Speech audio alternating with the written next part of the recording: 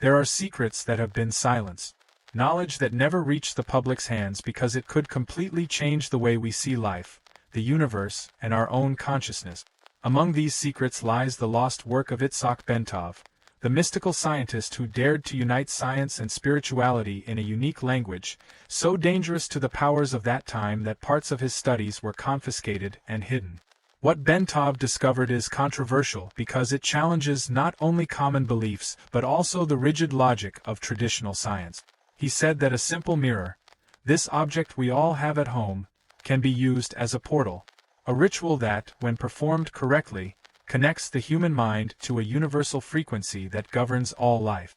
A practice that can alter the course of reality for those who execute it, bringing not only improbable synchronicities but real, tangible, and permanent abundance.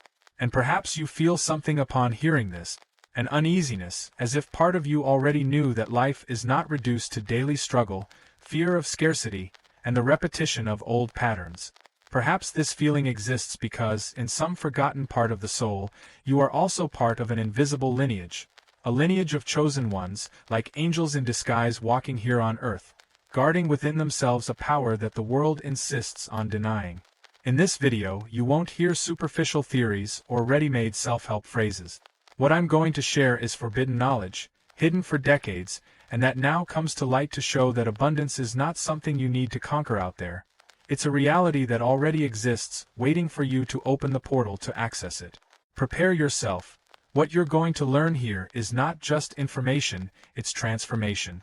If you stay with me until the end, you'll discover how a simple ritual can become the key that changes everything.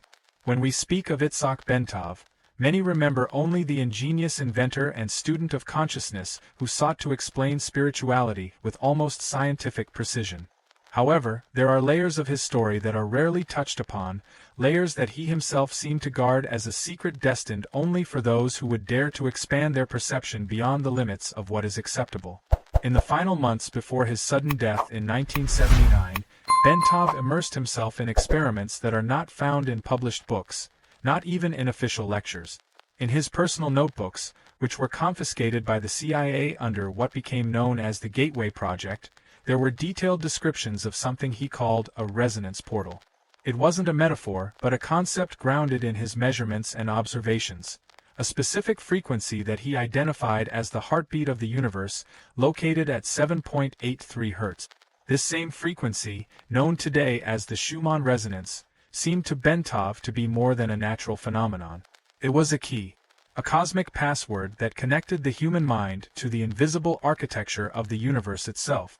What few people know is that Bentov was not content merely to measure this frequency. He believed that consciousness could align with it in a practical way, not just contemplatively. It was then that a curious detail emerged, one that he considered essential: the use of an everyday object, mundane in the eyes of most, but which in his hands acquired a new dimension: the mirror. According to his notes, the mirror functioned as a bridge between worlds, a tool for vibrational synchronization.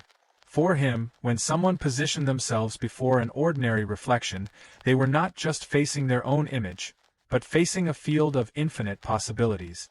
The mirror ceased to be merely polished glass, and began to operate as a reality bender. Bentov described, in an almost ritualistic manner, that by fixing oneself on their own reflection, the practitioner began to perceive not just their appearance, but the vibration emanating from behind the form. This vibration, according to him, could be trained to enter into resonance with Earth's electromagnetic field. And it was precisely at this point that the phenomenon of 7.83 Hz revealed itself in its full force, as if the human body could merge with the pulse of planetary life itself. However, simply looking at the reflection was not enough. Bentov structured a method, a way to make the mirror an instrument for expanding consciousness. He noted in detail the necessity of specific angles, postures, and mental state. It was as if, upon discovering the key, he had also constructed the lock and the exact movements to open it. This practice, though simple in appearance, carried such profound power that, according to Bentov, it could dissolve the linear perception of time and open what he described as a window to parallel worlds. A claim too bold for the science of that era, and even dangerous for power structures that saw human consciousness as territory to be controlled, not expanded.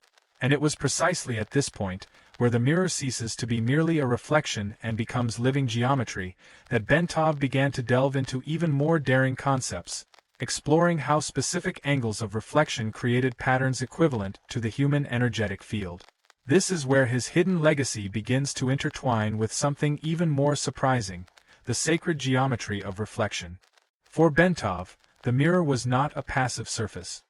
He saw there a natural technology, an ancient tool that crossed cultures and traditions but had been forgotten or relegated to the realm of the superstitious.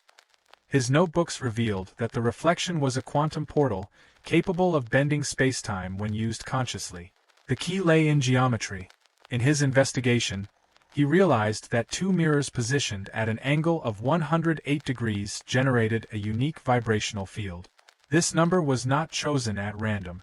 The 108-degree angle is present in sacred figures, in pentagons, and in the proportions that sustain what we call divine geometry.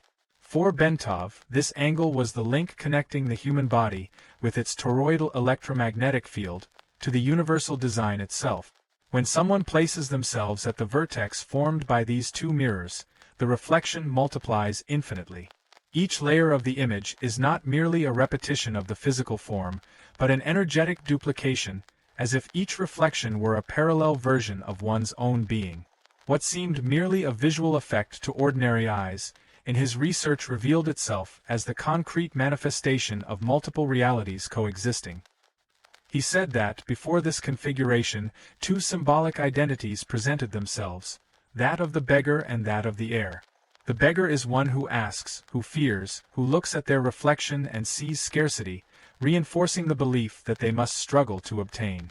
The heir, on the other hand, is one who declares, who assumes before themselves abundance as a natural right. Bentov emphasized that the choice between one posture or the other before the mirrors determined not only the immediate experience but the line of reality in which consciousness would become fixed. The implications of this were profound. For, by replicating the practitioner's image in geometric patterns, the technique created a direct resonance with brain wave. He noticed, in his experiments, that the infinite reflections stimulated synchronized activity of the cerebral hemispheres, especially amplifying the theta wave range, those linked to deep meditative states, creativity, and intuition. In this condition, the perception of time dissolved, and the practitioner began to experience the present in an expanded way, as if they were diving into a field of unlimited possibilities. Geometry, therefore, served not merely as aesthetics or symbolism, but as a functional mechanism for altering consciousness. The 108-degree angle, aligned with the human body, created a mirror of the universe itself in miniature.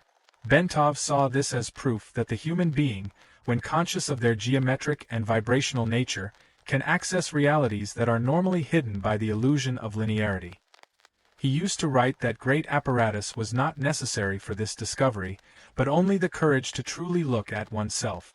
Not the superficial gaze that seeks defects in the image, but one that recognizes the reflection as the gateway to inner and outer worlds simultaneously.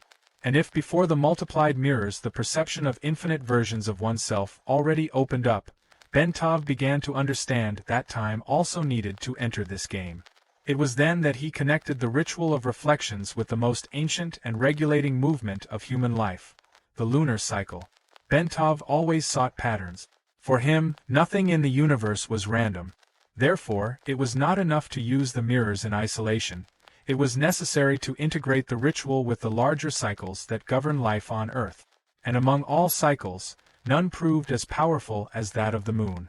He saw in it a cosmic clock, a natural metronome that affects not only the tides but also the internal rhythm of the human mind and body. This is how he structured what he called the 3 lunar phases protocol, a process that extended over 3 consecutive moments: the waning moon, the new moon, and the waxing moon.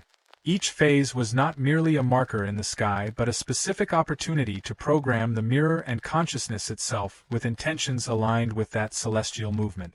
In the waning moon, everything began with release.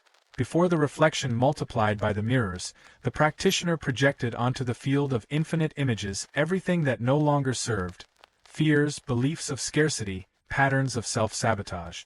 Bentov stated that, at this stage, the mirror functioned as an energetic drain, sucking out what blocked the flow of abundance. It was as if each reflection absorbed a layer of these blockages, returning to the practitioner a greater clarity of what truly needed to be left behind. With the arrival of the new moon, the scenario changed. The void created by the release became fertile, ready to receive new seed. It was at this moment that the mirror became a field of vibrational planting. The practitioner, looking at the central point where the reflections met, placed their clear intentions of what they wished to manifest. Bentov described that, at this instant, the geometric field created by the mirrors functioned as a holographic matrix, recording on the fabric of reality the new chosen possibilities. Then came the waxing moon, the moment when intentions began to take shape.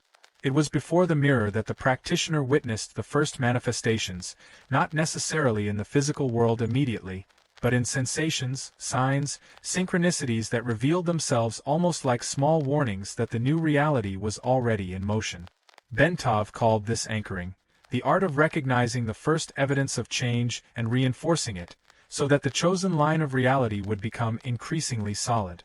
A curious detail was the precision of time that Bentov indicated for each session, 27 minutes. This number, according to his observations, corresponded to a complete cycle of the lunar node, a kind of microcycle that mirrored the moon's larger dynamic. During this period, he instructed that the eyes remain fixed on the central point, exactly where the infinite reflections merged. There, he said, existed a microscopic black hole, a fold in the perceptive field that allowed the observer to feel the entanglement between probabilities. This protocol, when followed throughout the three phases, created a bridge between the human and the cosmic. Bentov believed that by aligning the mirror ritual with the dance of the moon, consciousness found a natural flow that potentiated intentions. And it was not just about believing or hoping, but actively participating in a universal mechanism that had been present since the beginning of time. But if the moon marked the rhythm, there was still a fundamental detail that amplified the power of the entire process: breathing. For Bentov, air was the direct bridge between body, mind, and cosmos, and it was from this perception that he developed what he called cosmic breathing. Itzhak Bentov understood that the human body was not merely matter, but an instrument of resonance. And within this instrument air played a central role. Breathing, according to him, was the bridge between the conscious mind and the invisible rhythms that sustain life on the planet. If the mirrors created the external geometry and the moon marked the tempo, it was breathing that tuned the practitioner so that the entire process vibrated in harmony. Inspired by ancient Tibetan practices, but adapting them based on his biofeedback measurements, Bentov developed a specific breathing pattern. Inhale for 4 seconds, hold the breath for 7 seconds, and exhale slowly for 8 seconds. This sequence, seemingly simple, produced a profound effect. During the retention, the electromagnetic field of the heart entered into synchrony with the Schumann resonance, and the entire body began to vibrate in consonance with the planet. But there was a detail that transformed this technique into something far beyond a breathing exercise: the visualization of the golden spiral. While the breath remained held, the practitioner imagined, not as fantasy, but as real perception, a golden spiral descending down the spinal column. This spiral activated each energy center, each chakra, not merely as mystical symbols, but as measurable vibration points. Bentov had mapped specific frequencies for each of these centers, discovering that when all were activated simultaneously, the brain produced a wave pattern that didn't fit into any conventional category. This pattern, which he called the epsilon state, was situated between theta and delta waves. It was an extremely rare state of consciousness in which perception was neither awake nor in deep sleep, but in direct contact with what he described as the pure quantum field. In this state, the mind ceased to fix on linear thoughts and became capable of directly touching the information matrices that sustain reality. Bentov reported that, during the practice, many participants in his experiments described feeling as if they were floating in a silent ocean, while simultaneously experiencing uncommon clarity. The body seemed heavy, but consciousness expanded as if it had no limit. For him, this was proof that the ritual not only influenced the brain but reconfigured the human being's relationship with space and time. Cosmic breathing, integrated with the lunar protocol and the mirror ritual, thus formed a powerful tripod: geometry, cycle, and rhythm. and each time the practitioner traversed those 27 minutes of session, their body learned to enter more easily into the state of coherence, as if being trained to remain attuned to the universal field. And even though all of this already seemed daring, Bentov didn't stop there. He believed that within the mirrors there was more than infinite reflections. There existed the possibility of dialoguing with alternative versions of oneself, versions that lived parallel realities. And it was from this perception that the idea of the multidimensional manifestation map was born. As he deepened into the ritual, Bentov began to perceive that what was revealed in the mirrors went far beyond simple reflections. He stated that each repetition of the image corresponded to a possibility of existence, timelines where the I had made other decisions, followed other paths, and experienced other realities. For him, before the multiplied field, the practitioner was not merely seeing a visual effect but was face to face with their parallel versions. These versions, Bentov said, were not distant or unreachable. They coexisted side by side, like radio frequencies broadcasting at the same time, waiting for human consciousness to adjust the dial to tune into them. The mirror ritual, in this view, functioned as the adjustment mechanism. What was seen multiplied was not mere illusion. It was a living map, a multidimensional panel where each reflection offered a route to abundance, creativity, health, wisdom, or fulfillment. It was at this point that he structured the practice of the intention hologram. The process was simple but profoundly symbolic. Write 7 specific aspects of life that one wishes to expand and place them at the center of the mirror arrangement. It wasn't merely an exercise in listing desires. It was about aligning one's own energetic field with a multidimensional model of oneself.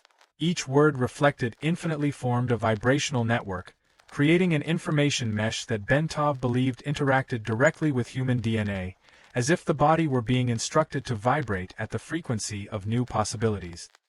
He explained that, by observing the words replicated in the reflections, the mind began to convince itself that such realities already existed, dissolving the barrier between imagination and experience.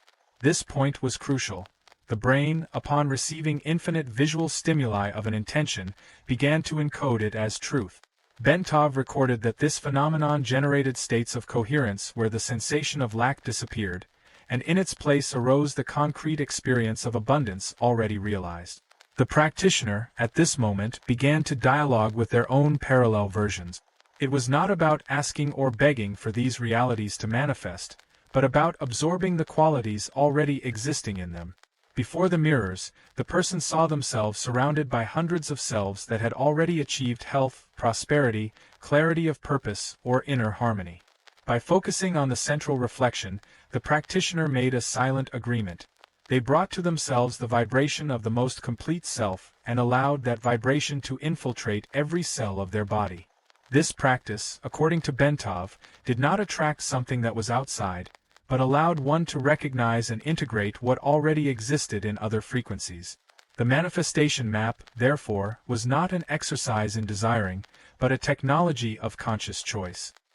He said that, in this state, the human being ceased to be merely a passenger in their own life and assumed the role of multidimensional navigator. And if the map showed the paths, there still remained one last step: to consolidate the experience in the physical body, so that the mind would not forget the new state achieved. This is precisely where the final activation enters, the moment when the invisible gains form through a material link. For Bentov, the entire process we've described up to this point, universal resonance, the geometry of mirrors, the lunar protocol, cosmic breathing, and the multidimensional map, represented only a preparation. The true transformation, he said, happened at the moment when the practitioner was able to permanently anchor the new frequency in their physical body and nervous system. Otherwise, the risk was great. A simple return to everyday distractions was enough for consciousness, even after having touched the pure quantum field, to be pulled back to the old patterns of scarcity, fear, and limitation. It was to resolve this fragility that he developed what he called the final activation. This stage was not merely a detail, but the most crucial point of the entire ritual. Without it, Bentov said, the practitioner would have only glimpses of expansion. With it, however, the transformation became irreversible. The activation consisted of an apparently simple gesture: choosing a small, discrete object, easy to carry in daily life. It didn't matter exactly what it was: a stone found on a path, a crystal bought at a fair, an old coin kept in a drawer, or even a family ring. The fundamental thing was that this object be present in all ritual sessions. Always in hand, always in contact with the body during the 27 minutes of practice before the mirrors. Bentov believed that, with repetition, the object became a kind of energetic condenser. It absorbed, session after session, the vibrational signature of the expanded state. Like a sponge, it registered the epsilon waves generated in the brain, the toroidal field of the heart, the geometric pattern reflected in the mirrors, and even the intentions engraved in the multidimensional hologram. This energetic accumulation transformed the object into what he called a portable coherence device. The power of this device revealed itself outside the ritual. At any moment in ordinary life, by holding the object, the nervous system immediately recognized the vibration contained within it and remembered how to enter the expanded state. It was as if the body had been trained to associate that physical stimulus with a specific frequency. The touch instantly activated cellular memory, and consciousness returned to alignment with abundance. But perhaps the most fascinating aspect of this entire process was what Bentov called the cascade effect. From the final activation, phenomena began to occur that escaped the linear logic of life. People reported extraordinary synchronicities, improbable reunions with old friends who brought vital information, professional opportunities that arose unexpectedly, creative solutions that appeared as if coming from another mind, and even physical healings that doctors couldn't explain. One example recorded in his notebooks spoke of a participant who, after completing the cycle of 3 lunar rituals and activating his object, encountered in a single day a sequence of coincidences so improbable that they completely changed his financial life. Another reported that, upon touching the stone he had used in the ritual, he was taken by an immediate sensation of calm and clarity, even in situations of intense stress. For Bentov, these accounts were not miracles, but natural signs of a mind attuned to the universal matrix of abundance. He emphasized that the ritual didn't create wealth, love, or health from nothing. These elements had always existed as possibilities around the practitioner. What the process did was remove the veil of perception, allowing the person to see and align with the flow of abundance that was already present in the quantum field. The cascade effect, then, was merely the inevitable consequence of a consciousness attuned to the real state of things. And there was still another detail that made this phase so powerful: the communal dimension. Bentov noticed that when more than one person completed the ritual, the synchronicities were not limited to the individual but expanded to close circles. Family members, friends, and colleagues also began to experience changes, as if the new frequency of a single practitioner were sufficient to reorganize the lines of reality around them. He saw in this a clue that human consciousness, when expanded, not only transforms itself but creates waves that reverberate throughout the collective field. Thus, the final activation marked the beginning of a new state of being. The small chosen object ceased to be a simple accessory and became a physical reminder that the practitioner had crossed an invisible portal. Whenever it was touched, it functioned as a switch, turning consciousness back on to the experience of full abundance. But Bentov made it clear: the object was not the source of power, only the trigger. The true power lay in the human being who dared to look at their infinite reflections and choose which version of themselves they wanted to live. And by carrying this sensory anchor with them, the practitioner not only changed their individual perception but opened themselves to a life marked by the constant flow of synchronicities. This was the cascade effect, a universe that ceased to be hostile and unpredictable to become a silent ally, responding to each step with signs, opportunities, and encounters that revealed that abundance was never absent, only covered by the limitation of the common mind. And it is at this point that the ritual finds its fullness. For if up to here we have spoken of techniques, geometries, and breaths, with the final activation Bentov demonstrated that spirituality is not merely contemplation, but living practice. The mirror closes, the reflections fade, but the new reality remains vibrating inside and outside the practitioner, like an invisible thread connecting each instant to the universal field of infinite possibilities. Remember, everything you seek, prosperity, clarity, health, purpose, creativity, already exists at some level. The ritual doesn't create anything from nothing, It only removes the veil that prevents you from seeing. The question is, are you ready to cross this portal? The cascade effect doesn't happen for those who merely listen.